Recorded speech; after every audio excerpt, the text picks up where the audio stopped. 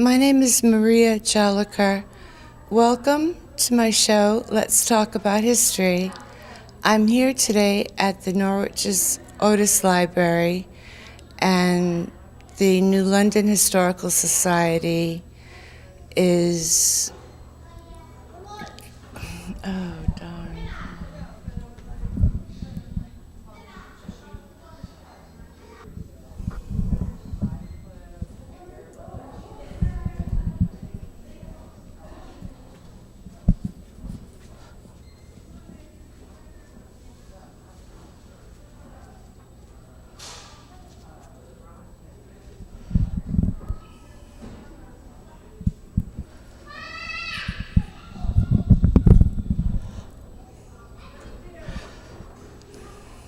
Hello, my name is Maria Jolicoeur.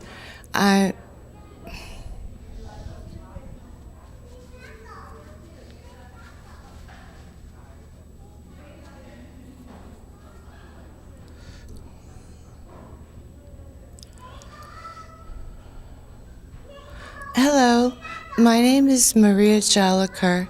Welcome to my show, Let's Talk About History.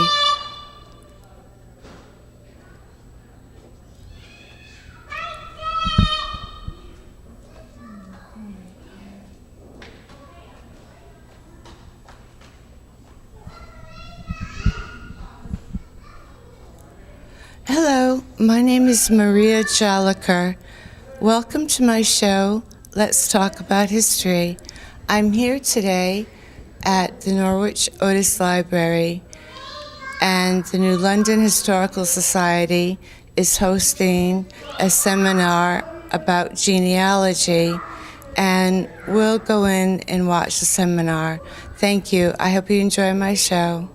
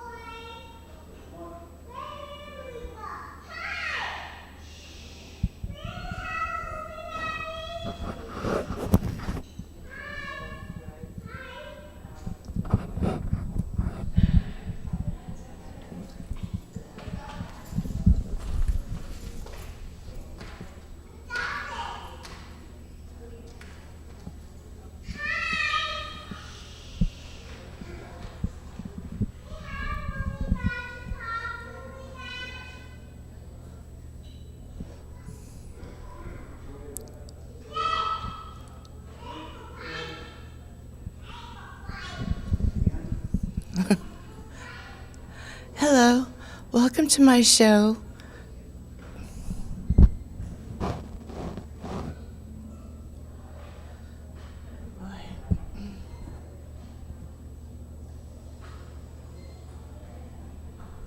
Hello, my name is Maria Jolicoeur. Welcome to my show called Let's Talk About History. I'm here today at the Norwich Otis Library. The New London Historical Society is hosting a seminar about genealogy, and we'll go in and watch the seminar. I hope you enjoy my show. Thank you.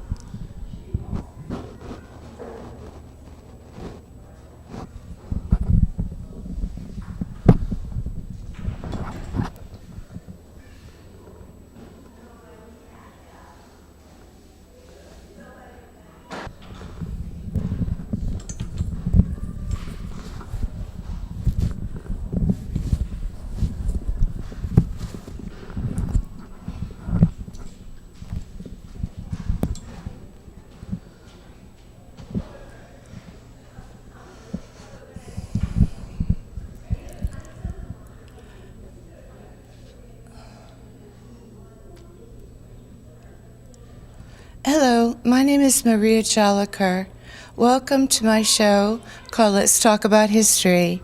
I'm here today at the Norwich Otis Library and the New London Historical Society.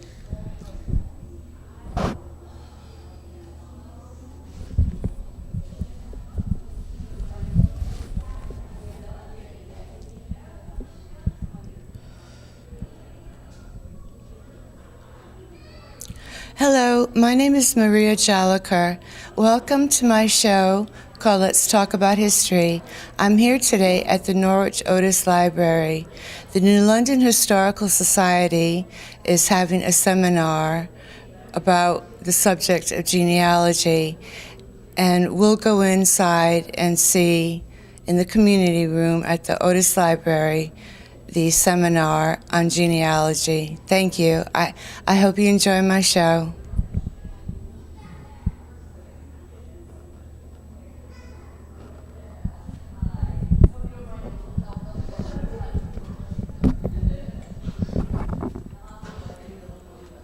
And unfortunately, I have no people who were up here. My people were all in the south. This program is being sponsored by and presented in collaboration with the New London County Historical Society. And they want us all to know that it's New London County and it includes us too. So, okay. Oh, good, it's working. Okay, so what is genealogy? We all know. But back in the day, when your grandmother or your great aunt had the genealogy, a lot of times they focused on just the pedigree. Who were my parents and who were their parents? And how can I prove that I had a Revolutionary War ancestor? And a lot of times they didn't pay all that much attention to siblings and cousins. Pedigree and the proper documentation is good to get into organizations like the DAR and the SAR, and the Mayflower Society, and the Genealogical Research Society of New Orleans. And then some people have family stories that they are a direct descendant of some famous person. And I've tried to find a few. I've tried to help people find a few, and I have never been successful.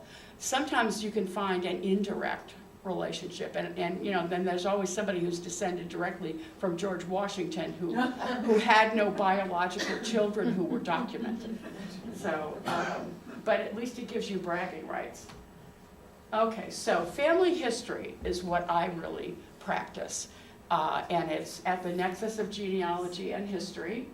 Lineage is important, but it's just the beginning. It's just the armature under the whole creation. I've seen it, what I kind of do, called cluster genealogy, where you want to look for your people, but you also want to pay close attention to their siblings and their neighbors and the clubs that they belong to, because you can find great nuggets about them that way. And then sometimes too, if you have an ancestor who has a really, really common surname like Müller, and his first name is Theodore, there were millions of those, and they all came in about the same time in the 1850s. But luckily, mine had a brother whose given name was German, which was kind of an odd name, and I was able to find their family in the records in Baden, in the village that they came from, because I knew those two names and I knew their birthdays, because somebody had written down when their dates of birth.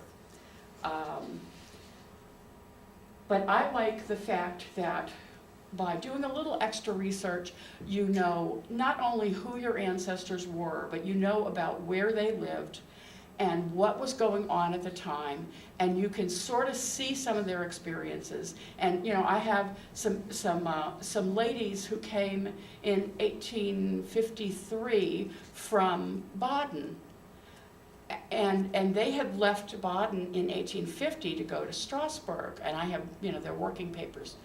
Well, you know, the revolution failed in Baden in 1849, and I think that all their men were either dead or in jail. And so that's why they had to leave and go to Strasbourg and work as maids. And then eventually they came as a group and settled in New Orleans.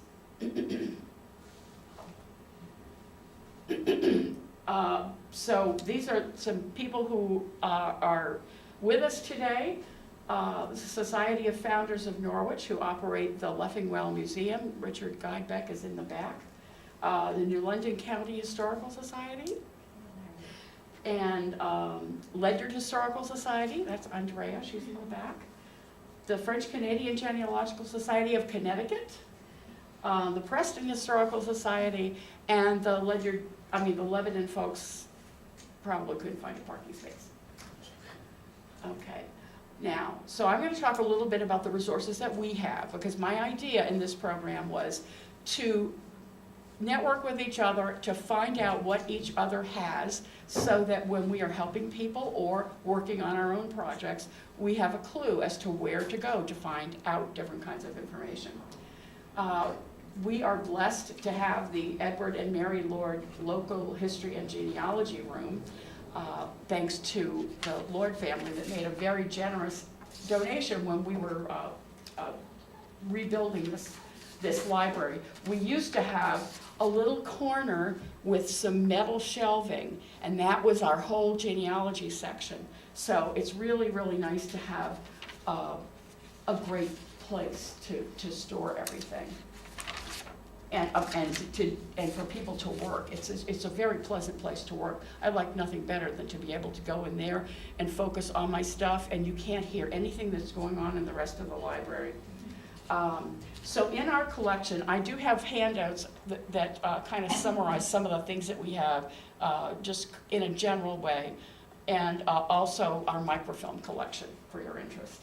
We have a lot of genealogies and biographies that relate specifically to local families. We focus on Eastern Connecticut.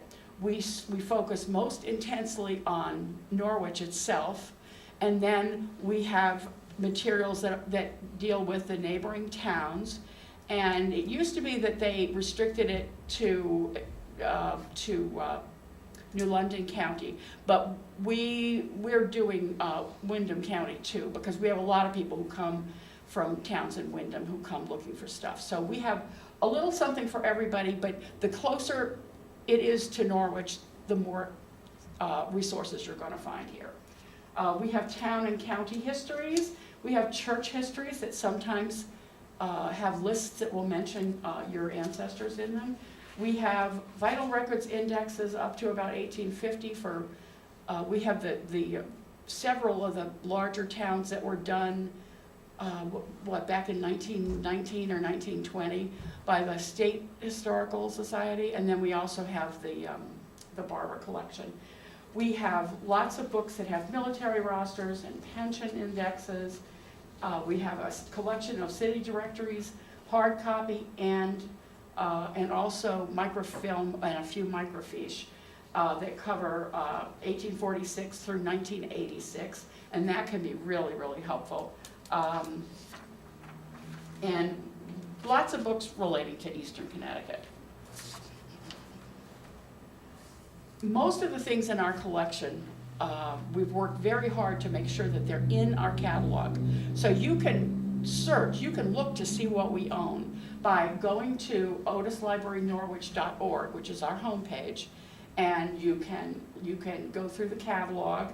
You can search for things by title or author or subject or keyword, because Nancy Bruckner, who is our head cataloger, she has worked so hard in making sure that our records had information. Before she took over, we had a lot of records where the title would be in the catalog, but the author wasn't, and there was no subject at all. So how are you going to find it?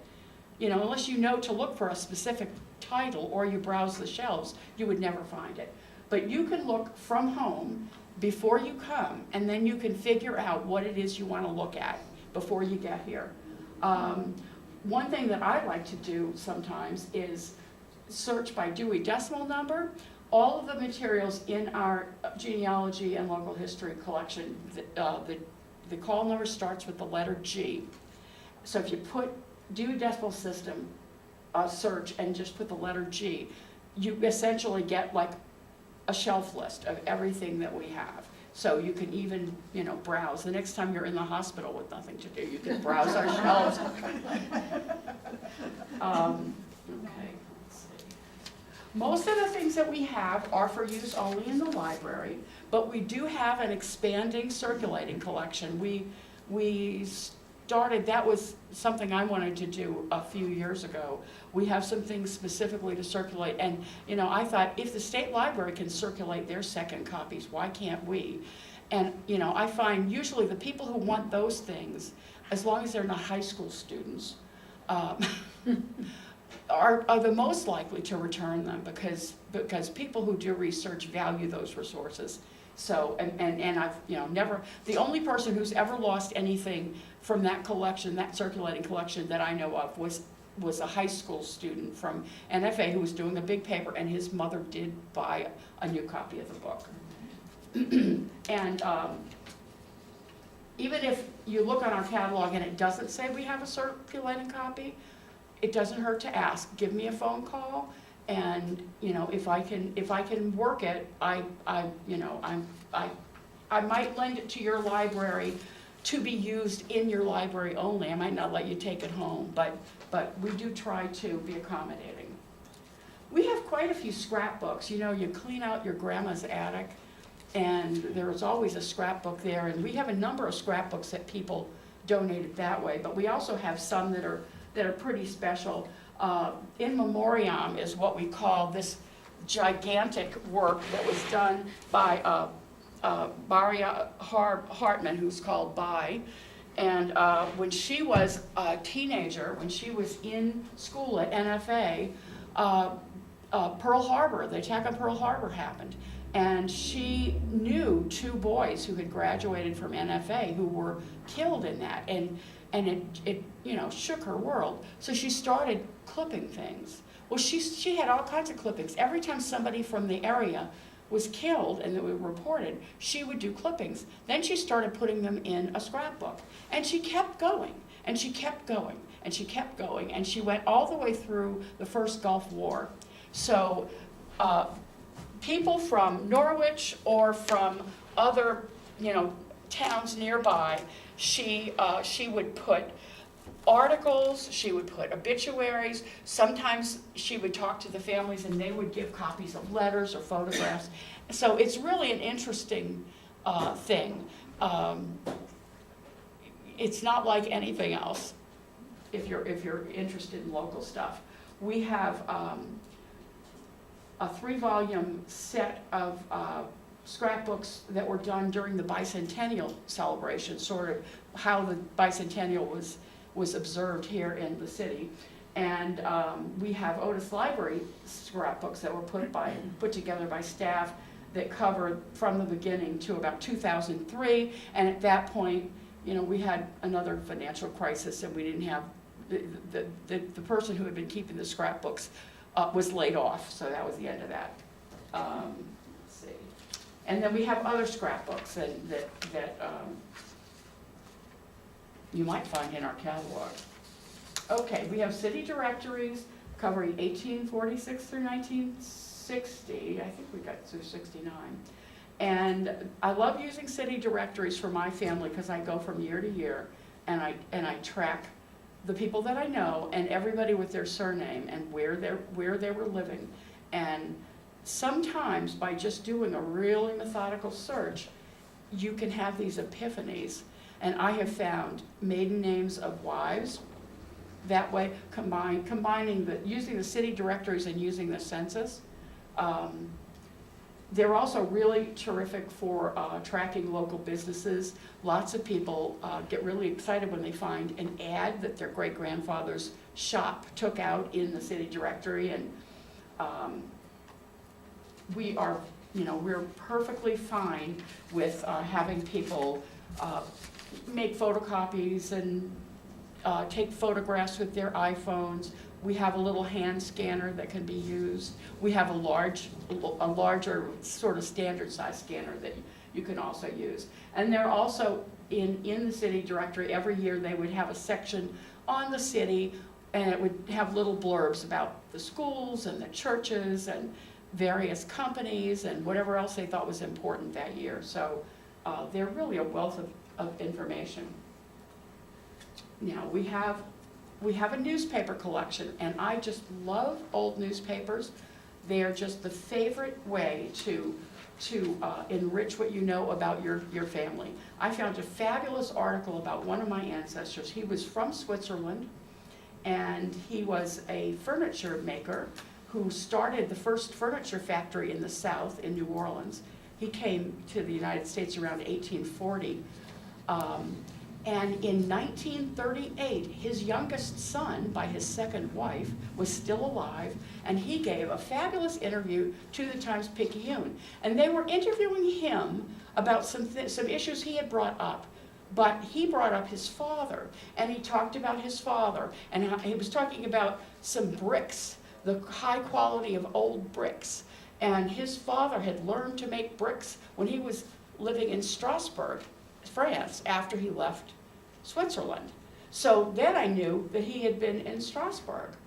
And so now I have an idea of where he may have gotten his first wife, whose name was Michelle Laurent, but I still haven't actually found her. And I also found a great uncle that I absolutely adored on trial for murder, because I already knew that the family had been involved in rum running. And he was doing some work for his stepfather, who had this business. And the feds came after them. And in all of the confusion, their customer ended up dead.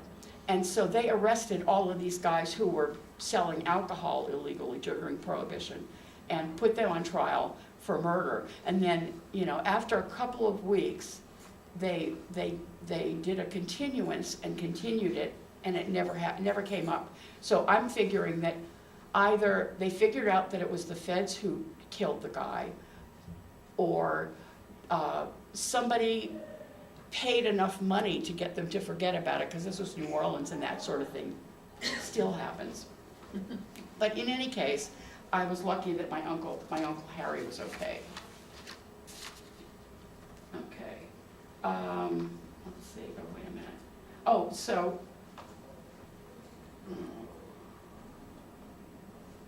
Where the heck am I? Oh gosh, I think I'm going backwards. Wait a minute. Let me just figure out where I am. Yeah, I'm definitely not that far ahead.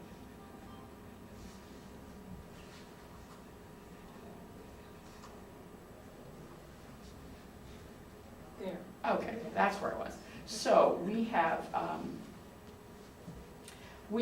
microfilm of a lot of early Norwich newspapers. Whatever existed when it was whatever survived at the time that they were microfilming them. We have a few years of the Windham Herald. I'm not sure why. Somebody must have given it to us. It's really just one roll of microfilm, but it covers 1799 through 1810. We have the New London Day on microfilm from 1989 to the present. The New London Public Library has the entire run of the New London Day on microfilm, and I think that they're the only organization that actually has the whole thing. Even the State Library doesn't. The Historical Hartford Courant is accessible online with your library card through what used to be called Icon and now is called Research It CT. And we also have the New York Times on microfilm from 1851 to 2007, and that can be really a great resource too. Now, the Norwich Bulletin, it is still printing, sort of, and it started about in 1858. And we have a card file index that they kept in the office, in the editorial offices, until about 1930. And when those were given to us by the Bulletin, we found some money and we had them digitized so that we could store the original